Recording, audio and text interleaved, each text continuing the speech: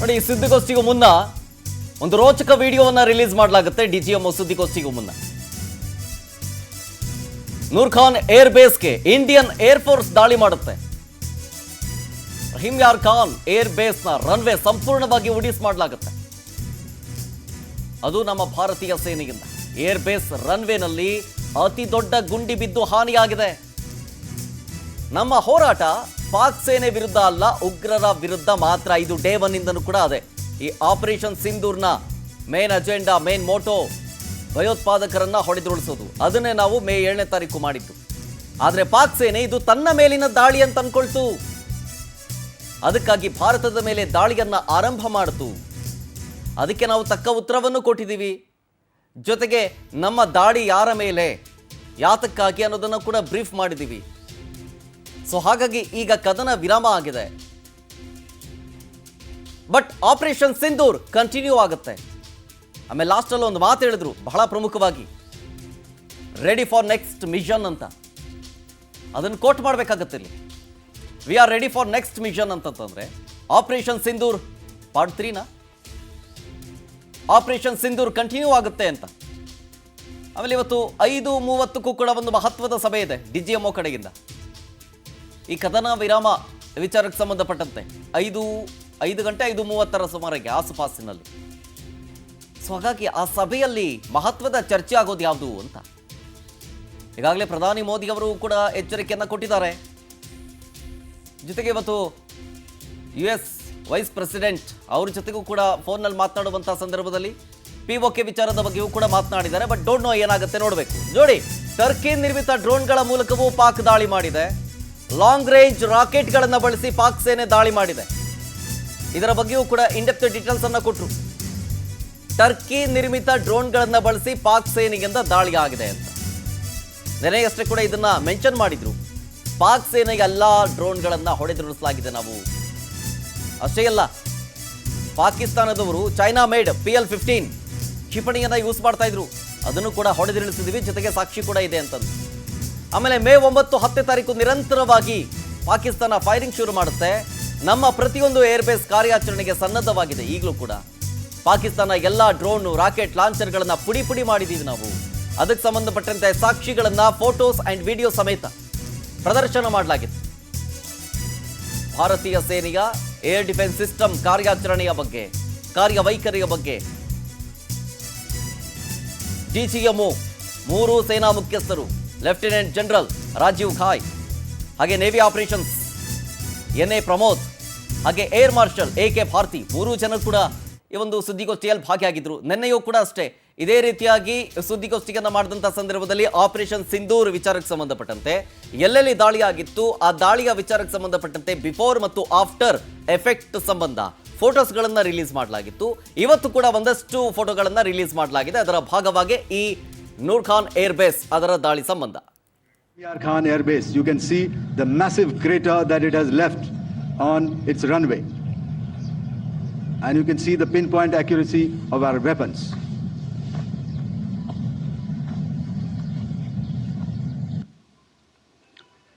So with that, giving you an overview of how our air defense systems have thwarted the enemy drones, their fighter aircraft, their missiles, and resulted in minimal losses on our side. I would now hand over to the DGMO to cover his portion. धन्यवाद air marshal Bharti. मैं आज आप सब के साथ भारतीय सेना के एयर डिफेंस मेजर्स जो कि हमने इंडियन एयरफोर्स के साथ मिलजुल कर तालमेल में लिए, उसके बारे में कुछ बातचीत करूंगा।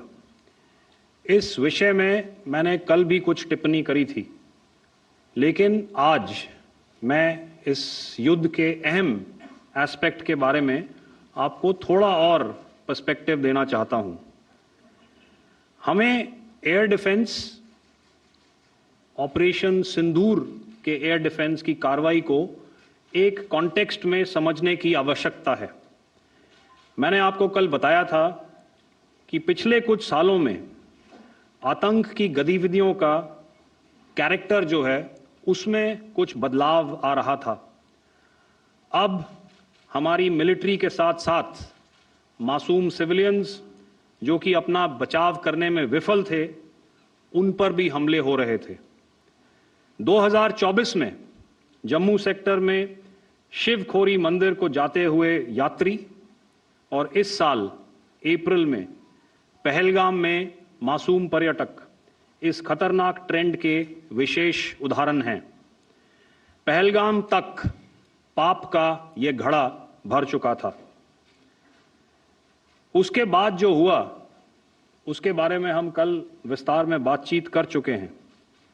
क्योंकि आतंकियों पर हमारे सटीक हमले लाइन ऑफ कंट्रोल और इंटरनेशनल बाउंड्री को पार करे बिना किए गए थे, हमें पूरा अंदेशा था कि पाकिस्तान का वार भी बॉर्डर के उस पार से ही होगा।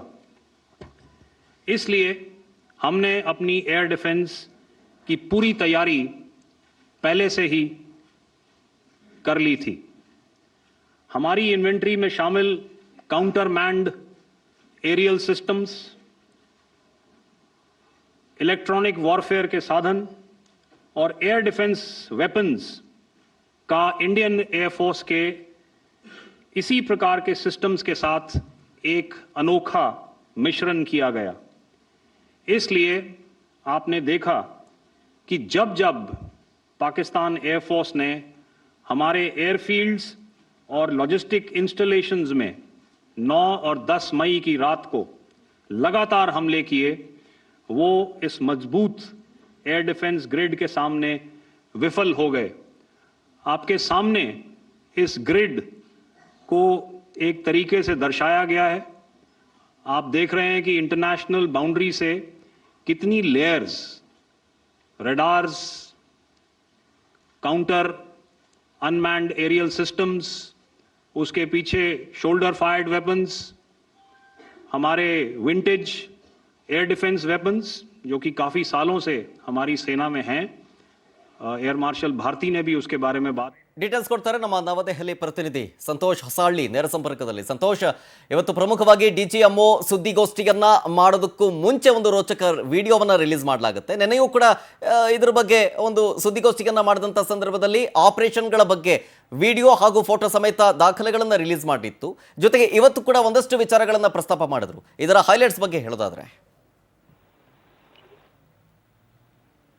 ಖಂಡಿತ ಶರತ್, ಮುಖ್ಯವಾಗಿ ಭಾರತೀಯ 3 ಸೇನೆಗಳ ಅಧಿಕಾರಿಗಳು ಇವತ್ತು ಮತ್ತು ನಿನ್ನೆ ಸತತವಾಗಿ 2 ದಿನಗಳ ಕಾಲ ನಡೆದಂತಹ ಒಂದು ಸುದ್ದಿಗೋಷ್ಠಿಗಳಲ್ಲಿ ಅದಕ್ಕೂ ಮುಂಚಿತವಾಗಿ ಕೊಡುವಂತಹ ಮಾಹಿತಿಗಳು ಸಾಕಷ್ಟು ರೋಚಕವಾಗಿತ್ತು ಅಂತ ಹೇಳಿದ್ರೆ ತಪ್ಪಾಗ್ಲಿಕ್ಕಿಲ್ಲ. ಯಾಕೆಂತ ಹೇಳಿದ್ರೆ ಮೊದಲಿಗೆ ಆ ಒಂದು ದಾಳಿಗೆ ಪ್ರತಿ ದಾಳಿಗೆ ಸಂಬಂಧಪಟ್ಟಂತಹ ವಿಡಿಯೋ ತುಣುಕುಗಳನ್ನ ರಿಲೀಸ್ ಮಾಡುವಂತಹ ಒಂದು ಪ್ರಯತ್ನ, ಅದಾದ ಬಳಿಕ ಹಂತ ಹಂತವಾಗಿ 3 ಸೇನೆಗಳ ಅಧಿಕಾರಿಗಳು ಕೊಡುವಂತಹ ಮಾಹಿತಿ, ಯಾವ ಸೇನೆ ಯಾವ್ಯಾವ ರೀತಿಯಾಗಿ ಆಪರೇಷನ್ ಸಿಂಧೂರ್ನಲ್ಲಿ ಭಾಗಿಯಾಗಿತ್ತು, ಆರಂಭದಿಂದ ಯಾವಾಗ ಪೆಹಲ್ಗಾಮ್ ದಾಳಿ ಆಯ್ತು, ಅದಾದ ಬಳಿಕ ಹಂತ ಹಂತವಾಗಿ ಅಪ್ರಚೋದಿತ ದಾಳಿಗಳು ಗಡಿ ಭಾಗದಲ್ಲಿ ಆಗ್ತಾ ಇತ್ತು, ಅದಕ್ಕೆ ಪ್ರತಿ ದಾಳಿಗೆ ಎಷ್ಟರ ಮಟ್ಟಿಗೆ ಭಾರತ ಉತ್ತರವನ್ನ ಕೊಟ್ಟಿತ್ತು ಅನ್ನೋದ್ರ ಬಗ್ಗೆ ಕೆಲವೊಂದಿಷ್ಟು ಫೋಟೋ ಮತ್ತು ವಿಡಿಯೋ ಸಾಕ್ಷಿಗಳ ಮುಖಾಂತರವಾಗಿ ಇದೀಗ ಜನರ ಮುಂದಿಡುವಂತ ಪ್ರಯತ್ನ ಮಾಡ್ತಾ ಇದೆ. ಇದನ್ನ ಕೇವಲ ಭಾರತ ಮಾತ್ರವಲ್ಲ, ವಿಶ್ವ ಮಟ್ಟದಲ್ಲೂ ಕೂಡ ಜನ ಗಮನಿಸ್ತಾ ಇರ್ತಾರೆ. ಬೇರೆ ಬೇರೆ ರಾಷ್ಟ್ರಗಳು ಕೂಡ ಭಾರತವನ್ನ ಗಮನಿಸ್ತಾ ಇರುತ್ತೆ. ಅಂದ್ರೆ ಭಾರತ ಕೇವಲ ಹೇಳಿಕೆಯನ್ನು ಮಾತ್ರ ನೀಡ್ತಾ ಇಲ್ಲ, ಬದಲಿಗೆ ಸ್ಪಷ್ಟವಾಗಿ ಕೆಲವೊಂದಿಷ್ಟು ದಾಖಲೆಗಳ ಸಮೇತ, ಸಾಕ್ಷ್ಯ ಸಮೇತ ಜಗಜ್ಜಾಹಿರನ್ನ ಮಾಡ್ತಾ ಇದೆ. ಪಾಕಿಸ್ತಾನ ಯಾವ ರೀತಿಯಾಗಿ ಭಾರತೀಯರಿಗೆ ತೊಂದರೆಯನ್ನ ಕೊಟ್ಟಿತ್ತು, ಭಾರತೀಯರ ಮೇಲೆ ಹೇಗೆ ದಾಳಿಗಳನ್ನ ನಡೆಸಿತ್ತು, ಇದು ಸಾಕಷ್ಟು ಪ್ರಮುಖ ಪಾತ್ರವನ್ನ ವಹಿಸುತ್ತೆ. ಅದೇ ನಿಟ್ಟಿನಲ್ಲಿ ಇವತ್ತು ಕೂಡ ಅಂದ್ರೆ ಭಾರತ ಮುಖ್ಯವಾಗಿ ಟಾರ್ಗೆಟ್ ಮಾಡಿದ್ದು ಉಗ್ರರನ್ನ ಅನ್ನುವಂಥದ್ದು ಸ್ಪಷ್ಟವಾಗುತ್ತೆ. ಆದ್ರೆ ಅದಕ್ಕೆ ವಿರುದ್ಧವಾಗಿ ಯಾವಾಗ ಪಾಕಿಸ್ತಾನವೇ ಬೆಂಬಲವಾಗಿ ಉಗ್ರರಿಗೆ ಬೆಂಬಲವನ್ನು ಕೊಡುತ್ತೆ ಅನ್ನುವಂಥದ್ದು ಸಾಕಷ್ಟು ಮಾಹಿತಿಗಳನ್ನ, ದಾಖಲೆಗಳನ್ನ ಕೊಡುವಂತ ಪ್ರಯತ್ನ ಭಾರತದಿಂದಲೂ ಕೂಡ ಆಗ್ತಾ ಇದೆ. ಯಾಕೆಂತ ಹೇಳಿದ್ರೆ ಇದಕ್ಕೆ ಸಂಬಂಧಪಟ್ಟಂತೆ ಇಸ್ರೋ ಕೂಡ ಸಾಕಷ್ಟು ರೀತಿಯಾದಂತಹ ಕೆಲವೊಂದಿಷ್ಟು ಫೋಟೋಗಳನ್ನ ಕಳಿಸುವಂತ ಪ್ರಯತ್ನ ಇಸ್ರೋದಿಂದ ಆಗಿರುವಂತದ್ದು. ಈಗ ಇದು ಸಾಕಷ್ಟು ಒಂದು ದೊಡ್ಡ ಮಟ್ಟದ ಮಾಹಿತಿ ಅಂತ ಹೇಳಿದ್ರೆ ತಪ್ಪಾಗ್ಲಿಕ್ಕಿಲ್ಲ. ನಾನಾ ರೀತಿಯಾದಂತಹ ಒಂದು ವಿಶ್ವ ಮಟ್ಟದ, ಜಾಗತಿಕ ಮಟ್ಟದ ಸಭೆಗಳಲ್ಲಿ ಭಾರತ ಭಾಗಿಯಾದಂತ ಸಂದರ್ಭದಲ್ಲೂ ಕೂಡ ದಾಖಲೆಗಳನ್ನು ಕೇಳುವಂಥದ್ದು ಸಹಜವಾಗಿರುತ್ತೆ. ಆದ್ರೆ ಆ ದಾಳಿಗೆ ಸಂಬಂಧಪಟ್ಟಂತೆ ಸಾಕ್ಷ್ಯಗಳನ್ನ ಕೊಡ್ಬೇಕಾಗತ್ತೆ.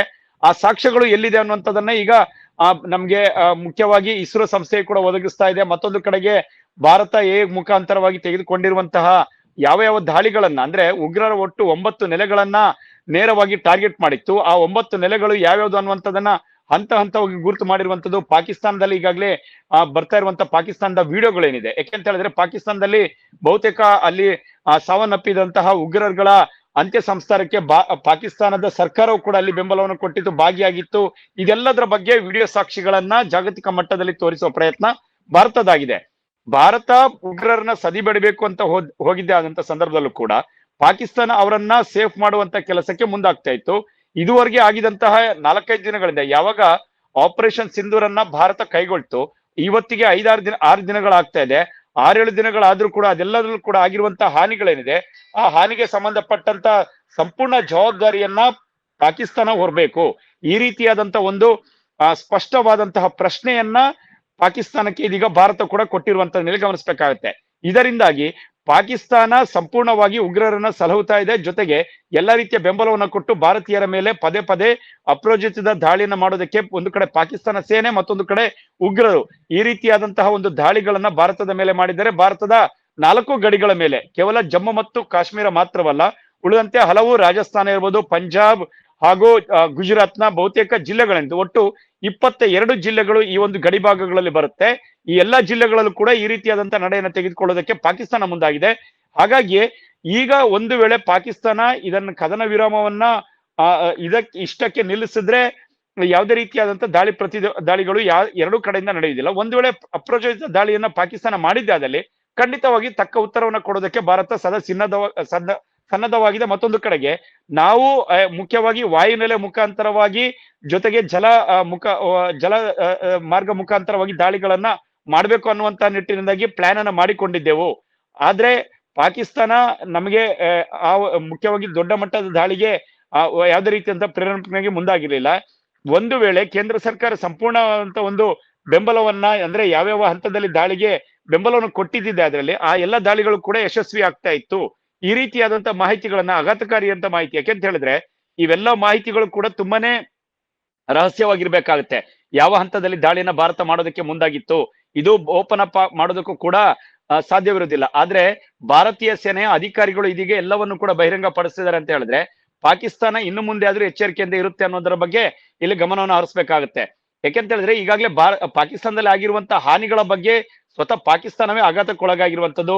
ವಿಶ್ವ ಮಟ್ಟದಲ್ಲಿ ಬೇರೆ ಬೇರೆ ರಾಷ್ಟ್ರಗಳ ಜೊತೆ ಮಾತುಕತೆಗಳನ್ನ ನಡೆಸಿ ಭಾರತದ ಜೊತೆ ಸಮನ್ವಯವನ್ನು ಕಾಪಾಡುವಂತದ್ದು, ಜೊತೆಗೆ ಈ ದಾಳಿಗಳನ್ನ ಇಷ್ಟಕ್ಕೆ ನಿಲ್ಲಿಸುವಂತ ಕುರಿತಾಗಿ ಕೆಲವೊಂದಿಷ್ಟು ಮಾತುಕತೆಗಳನ್ನ ನಡೆಸ್ತಾ ಇದೆ. ಭಾರತ ಇದುವರೆಗೂ ಕೂಡ ಯಾವುದೇ ಅಮೆರಿಕವನ್ನ ಹೊರತುಪಡಿಸಿದ್ರೆ ಬೇರೆ ಯಾವ ಮಧ್ಯಸ್ಥಿಕೆಯೂ ಕೂಡ ನಮ್ಗೆ ಬೇಡ ಅನ್ನುವಂತ ಒಂದು ನಿಲುವಿಗೆ ಇದೀಗ ಬಂದಂತೆ ಕಾಣ್ತಾ ಇದೆ.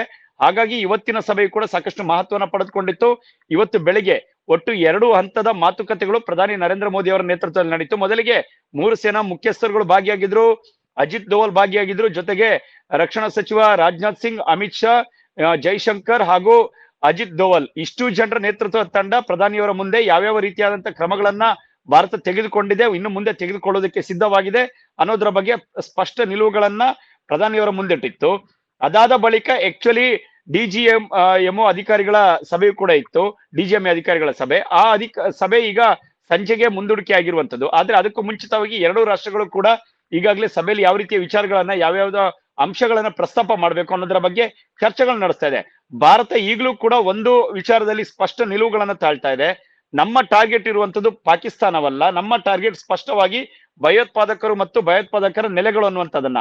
ಹಾಗಾಗಿ ಭಯೋತ್ಪಾದಕರ ನೆಲೆಗಳನ್ನ ಮತ್ತಷ್ಟು ಟಾರ್ಗೆಟ್ ಮಾಡುವಂತ ಸಾಧ್ಯತೆಗಳನ್ನ ಭಾರತದಿಂದ ನಿರೀಕ್ಷೆ ಮಾಡಬೇಕಾಗುತ್ತೆ. ಆಪರೇಷನ್ ಸಿಂಧೂರ್ 2 and 3 ಏನಿದೆ, ಇದು ಬಹುಶಃ ಮುಂದಿನ ದಿನಗಳಲ್ಲಿ ಯಾವ ಹಂತದಲ್ಲೂ ಬೇಕಾದ್ರೂ ಇದು ಜಾರಿಗೆ ಬರುವಂತ ಸಾಧ್ಯತೆಗಳಿರುತ್ತೆ. ಇದಕ್ಕೆ ಮತ್ತೆ ಪಾಕಿಸ್ತಾನ ಒಂದು ವೇಳೆ ಭಾರತದ ಈ ಒಂದು ಕ್ರಮಕ್ಕೆ ವಿರೋಧವಾಗಿ ನಡೆದುಕೊಂಡ್ರೆ, ಅಥವಾ ಭಾರತ ವಿರೋಧವಾಗಿ ನಡೆದುಕೊಂಡು ಉಗ್ರರನ್ನ ಬೆಂಬಲಿಸುವಂತ ಕಾರ್ಯಕ್ಕೆ ಮುಂದಾದ್ರೆ ಆಗ ಪರಿಸ್ಥಿತಿ ಮತ್ತೊಂದು ರೀತಿಯ ಹಂತವನ್ನು ತಲುಪುವ ಸಾಧ್ಯತೆಗಳಿದೆ ಅನ್ನುವಂಥದ್ರಲ್ಲಿ ಗಮನಿಸಬೇಕಾಗುತ್ತೆ. Yes, thank Santosh, thank you.